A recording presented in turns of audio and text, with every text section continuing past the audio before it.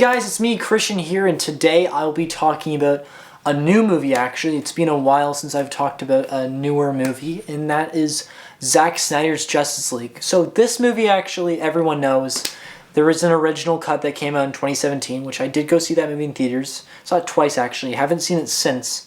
Which was the Joss Whedon cut, because Zack Snyder actually had to leave while filming that movie because his daughter sadly took her life and passed away. But Warner Brothers, because so many fans, millions of people were asking for the original idea of what Zack Snyder wanted Justice League to be, because Joss Whedon kind of just cut so much out and made new scenes and everything, and just kind of made it a normal action movie with CGI, and it just wasn't that good of a movie. I was very disappointed of how rushed that movie was, with no character development for any of the new characters like the Flash and Cyborg. Well, pretty much the new one just jumped on the 2017 one, and it's just 10 times way more exciting, way more original, just way more interesting with all the character development that is in there now.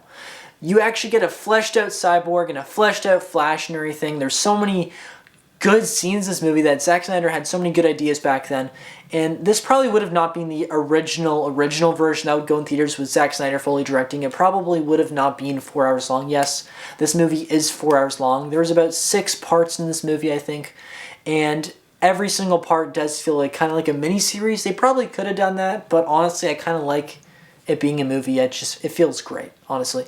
And a lot of people are pretty upset with the aspect ratio, the IMAX aspect ratio. I sometimes like it, I sometimes don't. There's some parts that's kind of bugging me, and there's some parts that actually looked really good. And I'm really hoping one day the theaters will be open so I can see this movie in the theaters, because it does look very beautiful, and I think it will look even better in the theaters. And I wonder if they will actually have the exact same aspect ratio on the Blu-ray when this movie comes out. This movie is pretty much just the same plot as the 2017 one. Ben Affleck, Batman, joins up with Wonder Woman to bring in a team so then he can stop this guy named Steppenwolf from collecting these 3 mother boxes, so then he can pretty much just destroy the world. And also Darkseid's kind of in it, because Darkseid is the big boss of Steppenwolf. Steppenwolf is kind of scared of him and everything, because he's kind of paying Darkseid back because he did something which I don't think we found out, and plus I don't want to spoil anything for this movie, because there was a lot of great scenes in this movie that I just do not want to spoil or talk about. Maybe I'll do a spoiler review after this, but I just want to say my opinion, and honestly, I don't have many problems with this movie. I have more pros to this movie, which is awesome. All the characters are a lot fleshed out. I think Wonder Woman is way better in this movie than she is in 1984, but overall, that movie just kind of sucked. I really enjoyed the first Wonder Woman movie. I thought it was very good, but this one, honestly, I think this is the best DCEU movie yet, honestly. I know the 4 hours feels like a lot, but honestly, it goes by very quickly because of how interesting the story is. There's so many great scenes. Like, there's a battle on where Wonder Woman was born and everything, where that place is. There's a whole huge battle with Steppenwolf and all her sisters and everything, all her family. And I thought that was an awesome scene when he was trying to collect the first mother box. There's some weird slow motion scenes that could just be fully cut out because of pacing. And then there's some music suggestions in this movie that I'm not a huge fan of. They placed them very weirdly. They didn't really go with the scene. I understand that Zack Snyder likes to put those type of music in his movies. Like, I think every single one of his movies has music like this. So I guess it kind of goes with his movies, but at the same time, not a huge fan. This movie has less humor than the 2017 one, but it also has more humor than most Zack Snyder movies. Most of his movies are just kind of gloomy, miserable, not very fun movies. And I feel this is probably his masterpiece. And I think he knows that as well, because he worked very hard. He didn't even get paid for making this movie. I think everybody did a great job. They even did reshoots with a lot of the cast, I think, except for Henry Cavill. I think he's one of the only people that did not come back. Even Jared Leto came back and did some reshooting for his one scene, which, oh my god, his scene, if you guys seen the trailer, you see a little bit of it.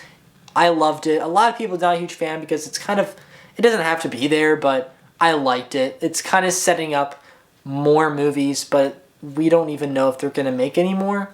out of this universe, because they're kind of saying right now that this movie's not really canon, because they're kind of doing their own thing now, Warner Brothers, with like solo movies like Shazam and now Wonder Woman 1984 and Aquaman, which this movie comes before a lot of these movies, so you're kind of like supposed to feel like you haven't seen the future movies. A lot of people that come back in this movie for reshoots, like Amber Heard as well, and I'm surprised they got her because there's a lot of problems with her and Johnny Depp and stuff. But yeah, and the effects of this movie, mostly really good. There's some effects that I did not love, but at the same time, they don't have like the biggest budget for this movie, so I understand, because it came most of out of Zack Snyder's pocket and stuff. So I'm honestly fine with the special effects. It was mostly looking good. They also fixed a lot with the Flash running. In the 2017 one, it looked really weird, and this one they fixed it a lot better. So good for that. And it honestly kind of brings up I didn't really like the Flash in the 2017 one, and I preferred him way more in this movie. There's some parts he was still kind of annoying, but I'm sure they'll flesh him out better in the actual movie he's going to be in next year. They're going to be starting shooting, I'm pretty sure, in the next 2 months. But yeah, overall, guys, I loved it, honestly. Is it as good as Endgame? Probably not for a big cinematic movie, but it's still a really good movie. I definitely recommend checking it out. You might have to take some breaks during it because it's a very long movie. I'm going to rate this movie an 8.5 out of 10 stars. I'm going to have to watch it again with my friend. I might like it more or like it less. We'll have to see if it's a revisitable movie. But guys, thanks for watching, and I'll see you guys in the next video.